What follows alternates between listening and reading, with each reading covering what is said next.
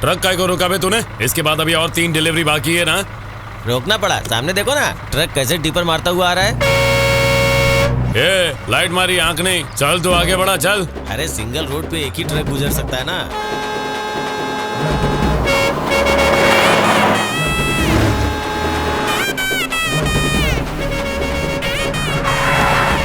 दिखता नहीं है क्या? लाइट मारी हटना चाहिए ना, रास्ता तेरे बाप का है। मेरे नहीं तो क्या तेरे बाप का है? हाँ? मैंने भी ट्रक में दिया, मोमबत्ती, ट्यूबलाइट, सर्च लाइट सब जला के रखी थी, तुझे नहीं दिखा क्या? शाड़ा मत बन, पीछे हट, रिवर्स मार, जल्दी कर। रिवर्स में जाए मेरी जूती। जानता नहीं है मैं किसका आदमी हूँ? हटप्पा का आदमी। उसकी हटती है तो सबकी फटती है। अबे ओए, तुझे पता है ठाकुर प्रताप कौन है? हाथ घिसते ही बिजली पैदा होती है। अपने घटिया झगड़े में रोड ब्लॉक मत कर, दोनों में से एक पीछे जाओ, मामला हल हो जाएगा। अपना ट्रक तो यहीं खड़ा रहेगा, हटेगा तो इसका। अरे तेरी भैंस की पूछ। हटप्पा जब रास्ते पर निकलता है ना तो पुलिस वाले भी सलाम ठोकते सलाम, और तू उसके आदमी को रास्ते से हटने के लिए कह रहा है, वो तुझे ही हटा देगा। पिछले साल बैलों के दौड़ में जब उनका बैल रेस हार गया, हमारे ठाकुर साहब ने इज्जत के लिए उस बैल की बैंड बजा दी, वो भी सबके सामने। अबे बेसहारा जानवरों पर ही जुल्म करो। हमारे हटप्पा ने तो इज्जत के लिए अपनी खुद की बेटी जो किसी लुच्चे के साथ भाग गई थी उसको भी नहीं बख्शा। तो तू कौन से खेत की मूली है बे? तुझे तो पान की तरह खा के थूक देंगे, वैसे उसकी जरूरत नहीं, मैं तुझे मारूंगा। अच्छा तू मुझे मारेगा? रुक जा, कुछ तो फोड़ूंगा तेरे। कांच तोड़ दिया, तेरा सिर फोड़ूंगा। सर का बदला सर, मर। हे भगवान, फोड़ दिया रे। क्या रे, अब तक तो आपस के झगड़े में हाथ पैर तुड़वा रहे थे, अब सर फोड़ना शुरू कर दिया। बहुत तरक्की कर ली। सर बस एक बार हुक्म दीजिए, इसका सर नारियल की तरह फोड़ दूंगा। तेरी बॉडी का बोनेट खोल के कार्बोरेटर सेकंड हैंड में बेच दूंगा। सर वो इसे मंदिर समझकर नारियल तोड़ेगा, तू स्पेयर पार्ट्स बेचेगा। सच बता, हुआ क्या है? सर आप इसे समझाइए, एक बेजुबान बैल को मारने वाला बहादुर है या अपनी बेटी को अपने खुद के हाथों से मारने वाला बहादुर है? बोलिए ना, आप भी डर गए? मुझे रोब दिखाता है, चल पीछे हट, पीछे हट। दोनों दंगल करते रहते हो, फिर से अगर कोई भी यहाँ दिखाई दिया तो चमड़ी उधेड़ दूंगा। दफा हो जाओ, चने भी नहीं खाने देते। सर तुझे भी सर फोड़वाना है? काय साहब, केस अपना झोली में आके गिरा है। एक ने कहा बॉस ने बैल को मारा, दूसरे ने कहा मालिक ने अपनी बेटी को मारा। सर चाहे बैल हो या बेटी है तो दोनों हथियार है। तू भी इन लुक्खों की बातों में आ गया? केस शुरू होने से पहले ही क्लोज हो जाएगा। साहब हमारे खबरी जो है ना, सारे शराबी और पी के आदमी सच्ची बोलता है। मैं हटप्पा को अच्छी तरह जानता हूँ, आज तक उनके खिलाफ कोई कंप्लेन नहीं आई। कंप्लेन की क्या जरूरत है? बोल देंगे कि हमको फोन करके किसी ने इन्फॉर्मेशन दी है। लई बोर साल हो साहब, 10 साल हो गया, ना मेरा स्टार बढ़ा ना आपका सैलरी साहब। मैं हेड कांस्टेबल रहेगा और आप इंस्पेक्टर। जब तक आप एसपी नहीं बनते ना साहब, आई शपथदार उन्हें छोड़ना। ठीक है, सबूत ढूंढो, जाओ। Yes sir. ए छोटुआ, एक कटिंग पिला दे भाई। क्यों भाई, हर जगह हटप्पा का नाम सुनता हूँ, बहुत तोप चीज है का? तोप का भी बाप है, अपनी लुंगी में कटार लेके घूमता है। गुस्सा आया नहीं कि सीधा घुसेड़ देता है। सही सुना, बेटी ने नादानी की थी, बाप उसे माफ नहीं कर पाया। बेटी से कहीं ज्यादा इज्जत प्यारी थी, इसीलिए उसे मार डाला। एक नाई ने उसकी मुंह ज्यादा काट दी थी और हटप्पा ने उससे उस तरह छीन कर उसी को टकला कर दिया। क्या रे, हटप्पा के बारे में कुछ ज्यादा ही पूछताछ कर रहा है? आधार कार्ड बनाएगा क्या उसका?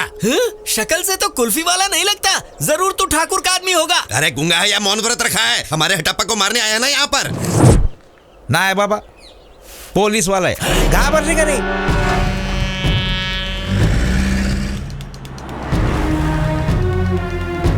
भैया ये हो क्या रहा है? पुलिस हटप्पा के घर पर जा रही है। अरे तुमको पता नहीं है, उसने अपनी बेटी की जान ली थी। किसी ने उसकी शिकायत कर दी है। घर का केबल ठीक करा लो भैया, बात दिल्ली तक जाएगी। अंदर चलो सब लोग।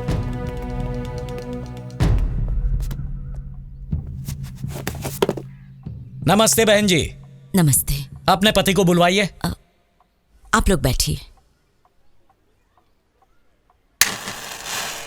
ओम भूर्भुवः स्वः तत्सवितुर्वरेण्यं भर्गो देवस्य धीमहि धियो यो नः प्रचोदयात्। मेरा मंगल करना। नमस्ते। हाँ नमस्ते, बैठिए। धनलक्ष्मी, कुछ चाय नाश्ते का इंतजाम करो भाई। जी अभी लेकर आती हूँ। मैं जरा आता हूँ।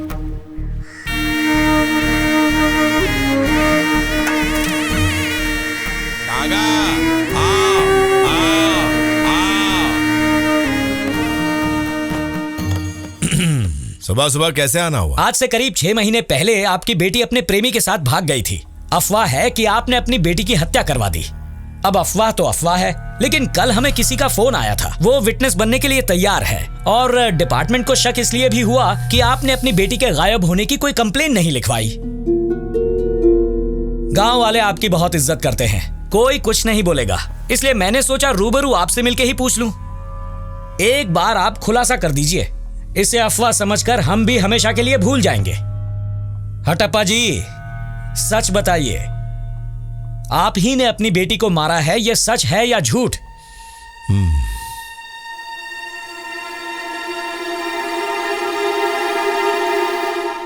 ये बिल्कुल सच है, मैंने ही उसे मारा है।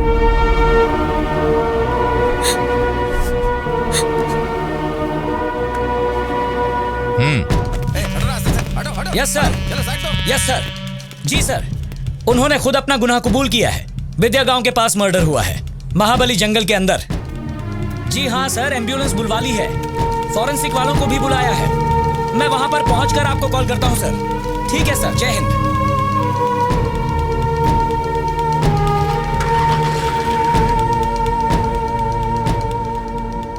जितनी बड़ी हटप्पा की शख्सियत है, उतने ही बड़े उनके किस्से भी हैं। पीढ़ी दर पीढ़ी उनके सभी पुरखे रुतबेदार रहे हैं। पूरे शहर में एकमात्र बंदूक हटप्पा के पास है। 3 बेटियों के अलावा एक बेटा भी है, जो असल में उनकी बंदूक है।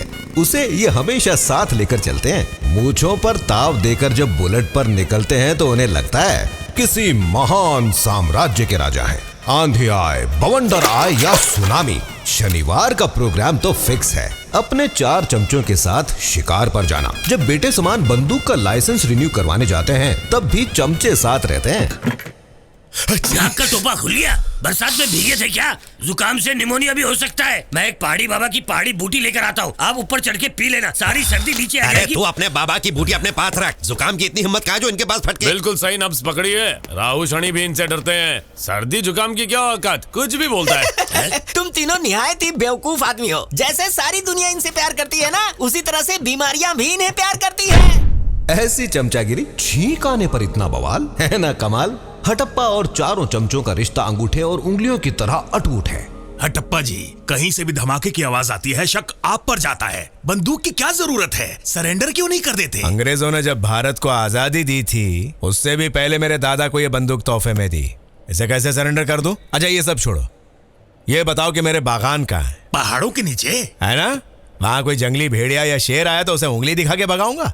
ये भी कोई बहुत बड़ी वजह नहीं है। ये बंदूक शान है मेरी। खैर, ये तो थी बंदूक की बात। ऐसे ही महान कलाकार आपको इस गांव में और देखने को मिलेंगे, जो आपको करेंगे एंटरटेन और एंटरटेन। क्योंकि गांव का नाम ही विद्या है। विद्या गांव में अब टूटी फूटी सड़क नहीं रही, अब वहाँ 4 लेन वाला हाईवे बन चुका है। लेकिन इस गांव में कुछ सरफिरे ऐसे रह गए हैं जिनके चलने का अंदाज अब भी बिल्कुल आदम के जमाने का है।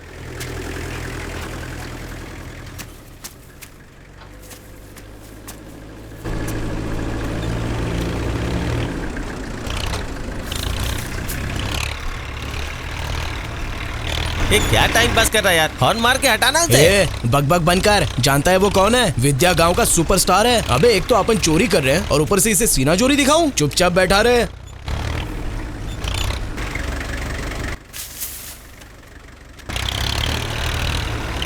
अरे एड़ा है क्या? चल हट।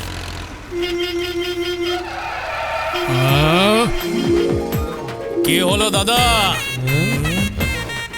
ये रास्ता क्या तुम्हारे बाबा का है?